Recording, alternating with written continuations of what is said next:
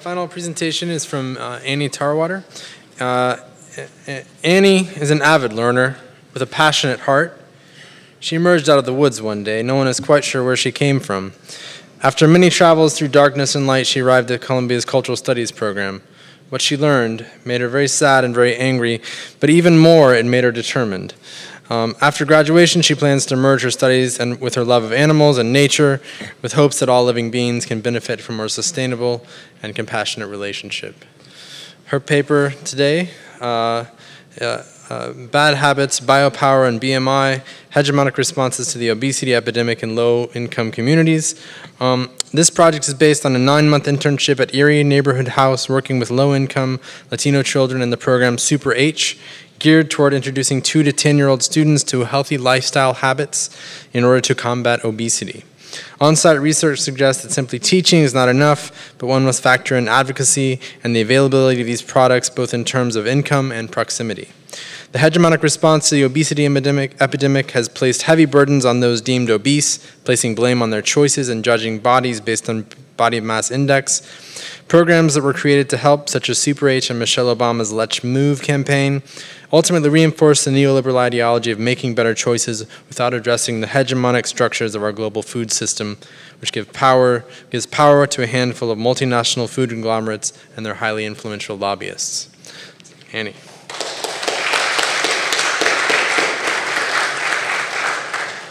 I think I can just move this. That might be fine. Just sit up here? Yeah. All right. That's actually a true story. I woke up at 23 in Carmelo's Theories class, and I didn't know where I was. But I thought, this is interesting. I'll stay here.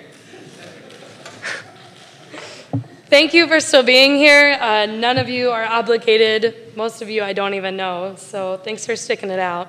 We're almost done. So the past 9 months, well, more than 9 months here now, I worked with a program called Erie Neighborhood House. They're really amazing. They're located in Westtown, Chicago, at Noble and Superior Avenues, which is funny. They have been working since 1850 with low-income immigrants, helping them get adjusted to living in America. Originally, it was Ukrainian immigrants, but with changing social and economic landscapes, mainly it is a Latino population that they work with. The program that I was a part of is called Super H, the H standing for healthy. This was this was created for children. There are 3 different parts of this program. Super H, which is for 7 to 10-year-olds. These kids were already at Erie Neighborhood House at the end of the day after school, and they had the choice whether or not to sign up to be a part of Super H. Super H Ethos, I was also a part of. This was at Erie Neighborhood House building where they had early childhood education. So this was for 2 to 5-year-olds, and they did not have a choice in this. I went every Tuesday and Thursday, and this curriculum was just integrated into their days.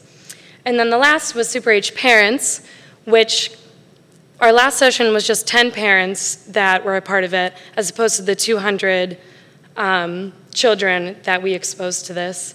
So I was actually not a part of the weekly meetings for that, but it is in my study. So during this, I would go in and teach about 24 different superfoods that the creators of this chose. And basically that just had a recipe that included the superfoods, and I would make this recipe with the kids. We also had movement activities, and then craft activities, and then for the younger kids, a book.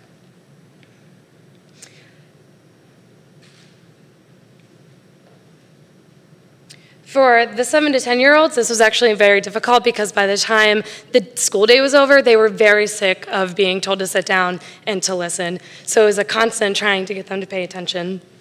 The younger kids, the 2 to 5-year-olds, were actually my favorite because the younger a kid is, the less they have been influenced and conditioned by society to be a certain way. So the more they are who they are, which can be kind of annoying, but also a lot of fun.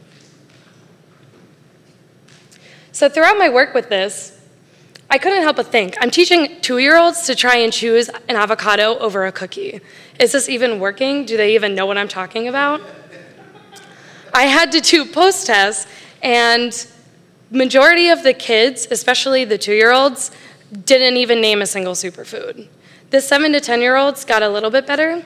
They were about at half, and then the 3 to 5-year-olds also, some of the superfoods they got, but they didn't remember all of them.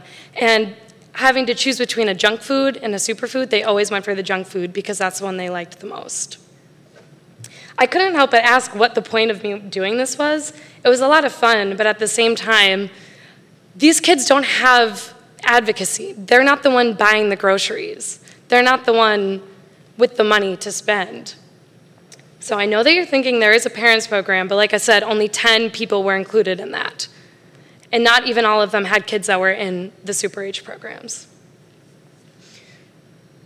So I decided to look at this in terms of the larger spectrum. There's no question that obesity is a growing problem. Obesity occurs when a person's body mass index is 30% or greater. And this excessive body fat increases the risk of serious health problems, such as heart disease, high blood pressure, stroke, type 2 diabetes, cancer, et cetera, et cetera, et cetera. And it also shouldn't be surprising that the lower income one has, the higher risk they have of being obese. For just $1, somebody can buy 1,000 more calories in junk food than in fresh produce. So along with this obesity epidemic has come programs that are to combat that. So something that a program like Michelle Obama's Let's Move has emerged in response to this, and this is one that, has been on a national scale. The issue with this is that it's still framed as an issue of the individual making better choices instead of looking at the choices that they actually are able to make. This neoliberal ideology completely avoids challenging the hegemonic structures in place, a food system that is deeply flawed and affects all people, not just obese and not just low income. The top 10 companies that run our entire food system are PepsiCo, General Mills, Kellogg's, Associated British Foods, Mondelez, which is formerly Kraft Foods, Mars, Danone, Unilever, Coca-Cola, and Nestle. This means that majority of the brands out there, even the new fad of natural brands, have been bought out and consolidated by these companies. Back in 2010, Michelle Obama did challenge these companies, saying it is not just individual choice, it is also your responsibility to make foods that are not high in sugar and targeted at children. Soon after, those companies donated money to the campaign, and that pressure was relieved. Even our meat industry has been consolidated in just a few companies, meaning 4 companies own our entire beef market. This not only allows for food to be mass produced, but is pumped with additives and highly processed to keep a longer shelf life. And it also squeezes out small farmers, forcing them to either buy into what companies like Monsanto want them to produce or to leave the market. Big companies like Walmart, who purchase about 1 billion pounds of beef per year, also hold a lot of stock in how this is produced. So the obesity epidemic is not only or even primarily an issue of individuals making better choices, but rather a hidden control system on a systematic level that determines what kind of food is produced and available. Sugar is one of the leading causes of obesity. In 2014, the Food and Drug Administration proposed an added sugar column to nutrition labels, stating for the average American, 16% of their daily total calories come from added sugars. The major sources are soda, energy and sports drinks, grain-based desserts, sugar-sweetened fruit drinks, dairy-based desserts, and candy. There has been major backlash for this, even from Ocean Spray, which is my favorite, because they claim that nobody would drink their product if no sugar was added, claiming cranberries are naturally low in sugar, giving them a distinctly tart, astringent, and even unpalatable taste. And that is a very true argument, but we need to look at the amount of sugar that we're intaking. The average American takes in 130 pounds of sugar per year. The average American adult eats 22 teaspoons per day, children 32. The recommended amount from the American Heart Association is 9.5 teaspoons. Meanwhile, studies show that sugar is as addictive as cocaine and is linked directly to obesity, high blood pressure, acne, hypoglycemia, and hypertension. Today, we live in a world where 800 million people on Earth are hungry, while 1 billion are obese. This is because, to quote Raj Patel, malnourished children are at risk because their bodies never learn to metabolize and store fat properly, and the fat they do store is fat that is from poor quality foods, processed and high in sugar. So we've ended up in a world with few corporate buyers and sellers, and the more money these companies have, the more they're able to produce and do this. So therefore, they're controlling how this food is grown and also the people that eat it. Children are prime target for foods that are high in sugar. You go into a grocery store and you're overwhelmed with options of different kinds of cereal. There's like 100 different kinds of cereal. But looking beyond that, you only get to choose what these companies are allowing you to choose. So not only are these choices limited in supermarkets, but many people don't even have access to these supermarkets. In 2009, the US Department of Agriculture found that 23.5 million people living in low-income areas are farther than 1 mile from a supermarket, and many of them lack transportation to get there. Without access to a supermarket, residents are much more likely to go to small convenience stores, where basic food items such as milk and breads tend to be significantly more expensive.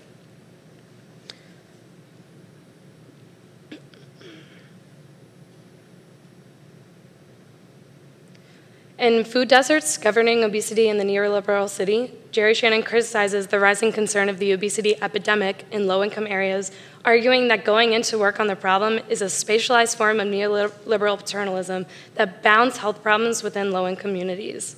This speaks upon the idea that the poor lack the knowledge or resources, and if they didn't, they could just make better choices. This is what we define as neoliberal paternalism. In Michelle Obama's Let's Move campaign, the website writes, combining comprehensive strategies with common sense, Let's Move is about putting children on the path to a healthy future during their earliest months and years, giving parents helpful information and fostering environments that support healthy choices.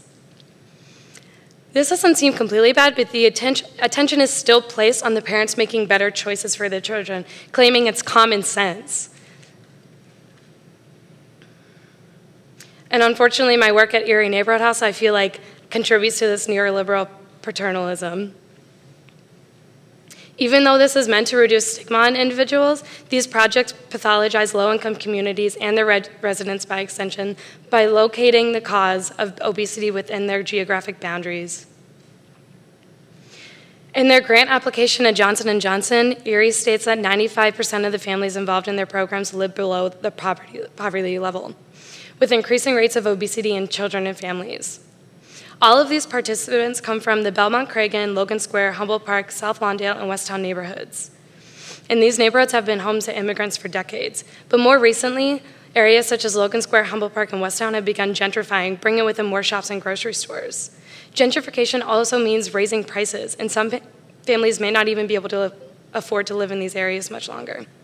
Even if they are, the single grocery store in the area might be too far or may still be too expensive. For a family of 4, with both parents working 40+ hours a week, frozen meals seem very appealing. The idea behind SuperAge is to make superfoods and exercise the more attractive choice without addressing the systematic prohibitions that often make healthy choices.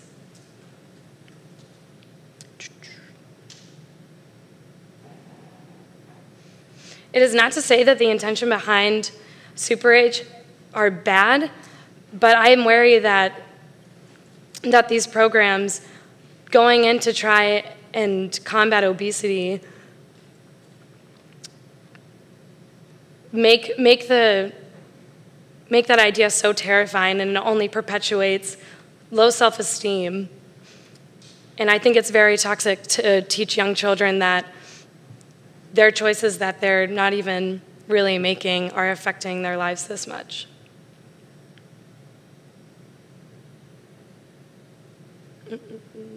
Weight becomes a marker of one's personal choice and responsibilities, and such biopedagogies further promote the neoliberal agenda by framing weight as a personal responsibility tied to a public health problem that threatens social values in a variety of ways. Increasingly, what comes politically expedient and socially useful is tied to neoliberal corporate interests. To come full circle, the obesity epidemic creates a market for business to target individuals looking to lose weight and get fit. By selling foods processed and high in sugar, that ensure weight gain, companies create a market for individuals that need to lose weight in order to be healthy. Not to mention the way that media frames health, thinness as healthy, while fat is seen as unhealthy. Weight Watchers International is owned by investment firm Artel. SlimFast is owned by Unilever. Jenny Craig is owned by Nestle. These companies are selling fat and then selling diets to get rid of it. Even Herbalife, one of Super H's funders, sells meal replacement shakes and diet products. Big businesses like Permira, Subway, Danone, and Walmart have even made their way into Michelle Obama's Let's Move campaign. There is no escaping the influence of these big corporations. They provide funding for projects that they created to combat a disease they helped create. While programs like Super H have been created in response to the obesity epidemic, their existence is not one that is necessarily harmful. Many programs have been founded to help fight obesity. These programs are doing what they can under the structures that we live in, but I'm asking that we look beyond what we believe to be our only options. Obesity is a disease that has been exacerbated and perpetuated because of a food system that is run by companies I can count on my own two hands that create and market addictive food products that are processed and high in sugar in order to make profit. Food, a necessity for life, is kept under lock and key. The more nutritious the food is for you, the more expensive it is. To buy organic produce costs double the amount of other produce. This severely excludes support from healthy, ethical food. Not only does there need to be an issue of segregation addressed, but we also must ensure that each neighborhood has access to healthy, affordable food. We must demand what is necessary to our survival. The human race cannot live long putting the needs of corporation above its own livelihood. Instead of patching up holes in the torn web of our society, we must abandon this neoliberal ideology of individuality and band together to fight the injustice we live through every day. We all have the same goal, which is to live healthy lives and to provide that for our children. Let us put our energy towards the greater cause of fighting for ethical, organic, and affordable food for all. Thank you.